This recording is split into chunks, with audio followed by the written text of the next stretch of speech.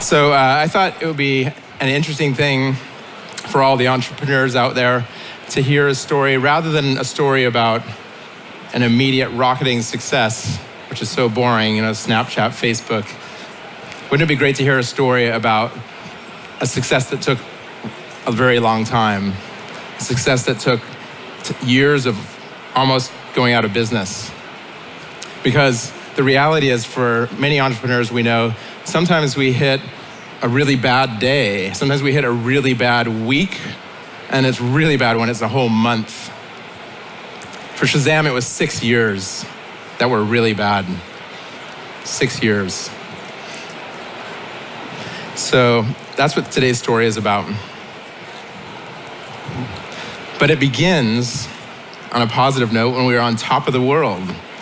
So I'm going to take you back to the summer of 2002. In the summer of 2002, we were about to launch our service. And we had been working on Shazam for 2.5 years. We had been iterating and putting in that extra little percent every single day. And we had been defeating so many obstacles that people said, you're not going to be able to build this, the technology is not going to work, you're not going to be able to raise funds, no one's going to want to use this, it's going to be a novelty. And we had overcome all these obstacles, and we had actually built a commercially viable service, and we were ready to launch.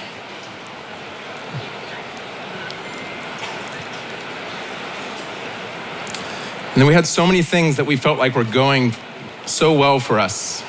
So we had what we thought was a great concept. We thought that so many people are going to want to identify songs, and we want to identify songs, and music gets played everywhere. Music gets played when you're driving in the car, when you're sitting at a bar, you're sitting in a cafe, you're walking through a shopping mall, and there's going to be people, millions of people around the world, they're all going to want to identify songs. And so we have this great concept that's just going to be hugely popular. And, whoops, sorry, I skipped forward. And in addition, at that time, when we created Shazam, the only thing you could do with phones was basically make a phone call or send a text message. There was one other thing that was kind of hip and cool, which was downloading a monophonic ringtone. And so we were going to bring this wow factor. We were going to make this magical experience where you could just hold your phone up and it would just tell you the name of a song. And actually, the original Shazam, you would dial a phone number, hold your phone up, and get a text message back with the name of that song. We didn't need apps. There were no apps or app stores. We didn't need any kind of special integration of websites or WAP sites or HTML. All we needed is the ability to make a phone call and receive a text message, which was the case for every single mobile phone. And so everyone upon launch could use it. So of course, we're going to get millions of users.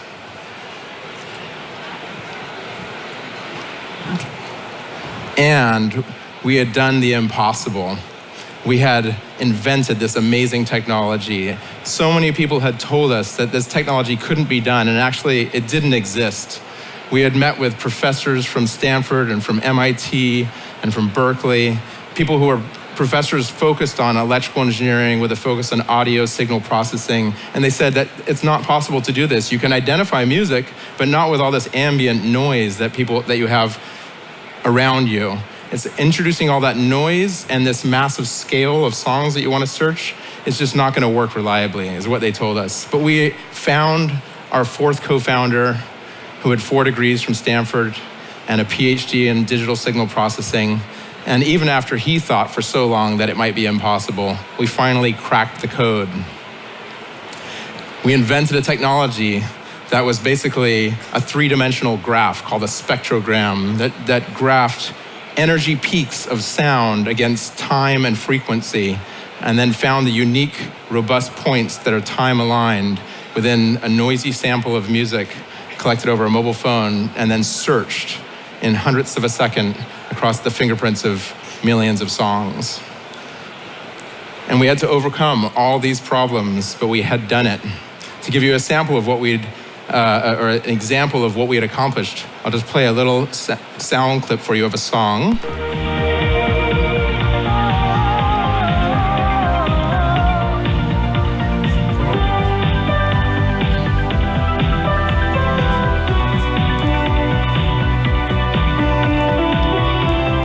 And then I'll play for you what we hear when someone submits that sound from a mobile phone.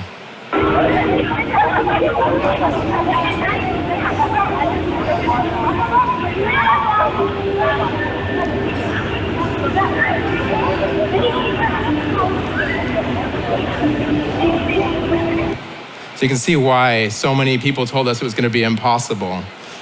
But we felt so lucky that we had invented this, and now we could just take it to market and become a huge roaring success. Oh. Yeah, okay.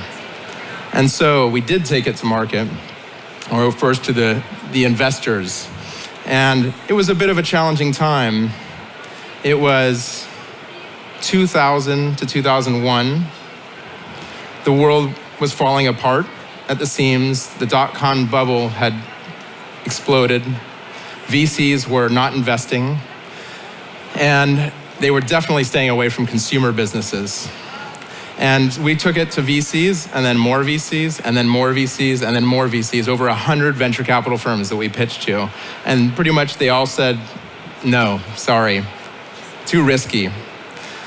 But luckily, we got 3 to step up and invest, and we raised a $7.5 million round using only a demo on a PC. We had no customers, not even a proven service that could work. Times were pretty different back then. And so again, now we had everything we needed. We had the $7.5 million. And so we could build this amazing team, which we did. Over 30 people, mostly comprised of people with bleached blonde hair. No, actually people who are top software engineers. This is my co-founder, Philippe. And we had a super talented team who built this service to commercial launch. And as you can see, some flashy offices in central London as well. And then finally, we had successfully, over the last year with this $7.5 million, leading up to this summer 2002 launch, we had executed everything we said we would execute. We created a vast database of music fingerprints that represented enough music that would be 6 times as much music as you'd find in the largest record store in the UK, Virgin Megastore, so that we could launch in the UK market. We created a Google-like Beowulf cluster search engine of parallel processing PCs on which within the RAM sat the fingerprints of all this music. And we could, every time someone dialed in, we could search across those millions of fingerprints in hundredths of a second, identify the matching song, so we could send a text message back to the mobile phone. And so we launched in the summer of 2002. Two of my co-founders celebrating this launch. And now we knew, all our projections said, we're gonna have tens of millions of users. We're gonna have hundreds of millions of dollars in revenue as we expand around the world, and it's gonna be an astronomical success.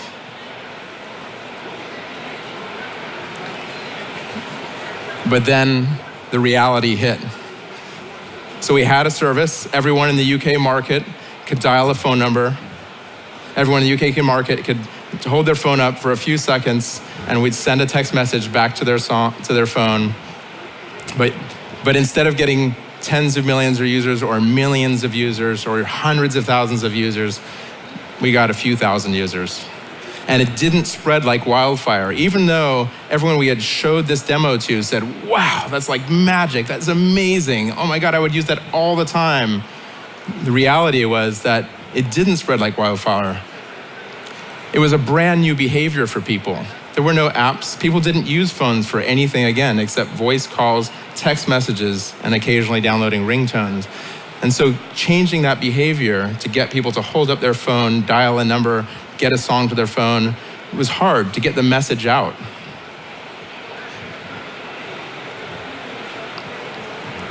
So we tried marketing, of course, and we hired a stellar marketing leader, someone named Vijay Solanki, who had been the head of marketing for the largest radio station group in the UK, Capital Radio.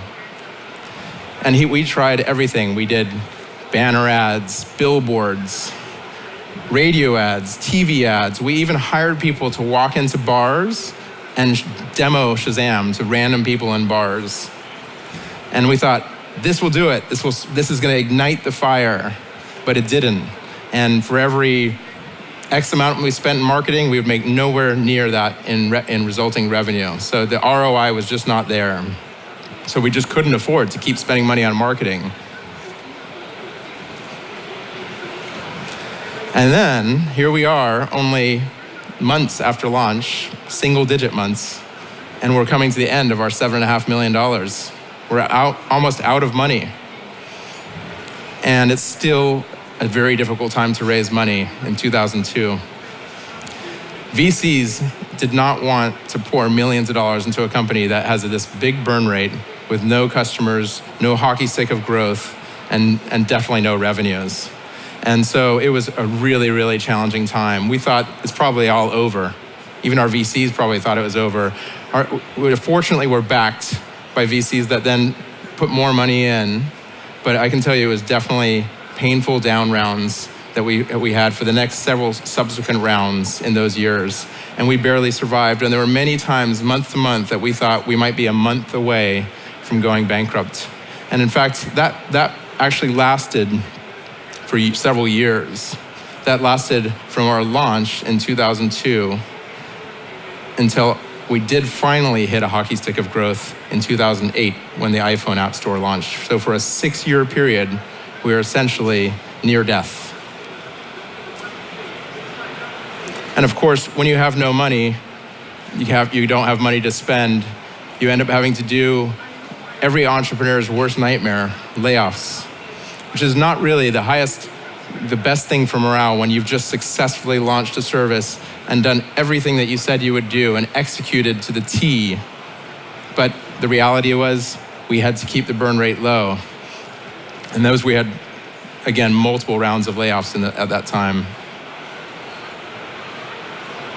And again, cash strapped. We're also limited in terms of what we can continue to do.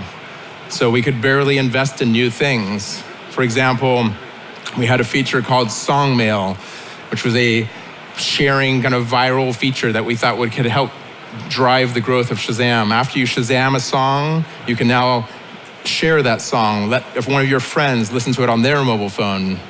We called it Song Mail, and it required music licenses. And for anyone that's ever dealt with record companies, music licenses come along usually with upfront payments and guarantees and so on. It's something that just was unaffordable for a startup. So we couldn't launch that feature. There were other things we couldn't do. The initial versions of apps were called Brew and Java. These preceded apps as we know today on smartphones. We didn't have the engineering resources to build those types of apps. We couldn't expand the Shazam service the way that we had launched it in the UK market into other international markets. And so we had to rely instead on licensing deals that were highly suboptimal and didn't bring the service out to market in a way that would really be successful and usable by everyone with a mobile phone. And so we were forced into a corner. We had fortunately built a B2B business on the side where we monitored thousands of radio stations and identified all the songs that were playing on these radio stations. And then that information was of value to certain companies that need to track that information, usually for royalty payment reasons. And we actually sold that business. We sold the B2B business off, and we sold all of our IP, all of our patents off to another company out of sort of pure need to get cash in the door. Frankly, that sale, and all thanks to some great leadership that we had at the time, Jerry Roost, who was our hired-in CEO, and my co-founder, Philippe Engelbrecht, who built that B2B business. It saved the company. And that money that came in the door basically became the new funding for Shazam to help carry us through that period between 2002, when we launched, and 2008, when the iPhone App Store launched. Which, thank God, that happened. Because when the iPhone App Store launched, it changed everything. Now, you're not changing the behavior of someone to get them to identify a song, because people understand that now phones are about doing all kinds of things other than making calls and sending text messages. So that was great. Now, There was a way to discover new services because people would look at the App Store looking for things. And Shazam, fortunately, was one of the top ranked things. Now, there was a GUI interface where you could interact with the experience and not just get a text message. There was imagery so that you could see the album cover art of the song that you had Shazammed. There was music that you could buy from iTunes so that you could actually do something after you identified a song. There was ways to listen to the music and sample it. You could create an entire beautiful experience, all the things that we had always envisioned, but just took about 6 or 7 years to actually come around.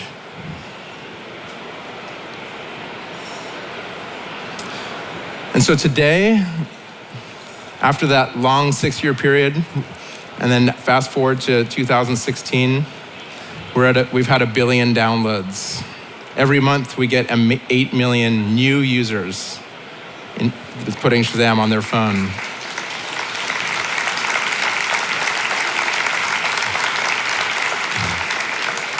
Thank you. And we just hit profitability that we announced recently. And one of my favorite things is that even the artists pay attention to us. Thousands of famous artists have verified themselves within Shazam and reached their existing fans and their new potential fans through Shazam. So what is the lesson for entrepreneurs as they hit that week or that month or that year, or hopefully not 6 years of really hard times? I think it's all captured in this wonderful mathematical truth. Putting in that extra 1% every day really pays off over time. It compounds. And that's the secret, is sticking through it. And that extra 1% every day is something that I've continued to put into Shazam, and the team has continued to put into Shazam, and just has kept plowing it forward through for such a challenging period of time. And that's what you have to think about when you hit those hard times. So with that, I thought I'd leave you with, I looked at my 1,500 Shazams on my phone, and I thought, which one is my favorite of all the songs that I've Shazammed? It was one that I Shazammed years ago, and thought I'd leave you with that song. Maybe it's one of your favorite songs as well. And a nice picture of the amazing, stellar team that helped build it to launch. They did such an amazing job of doing all the things that people thought were impossible. Thank you very much.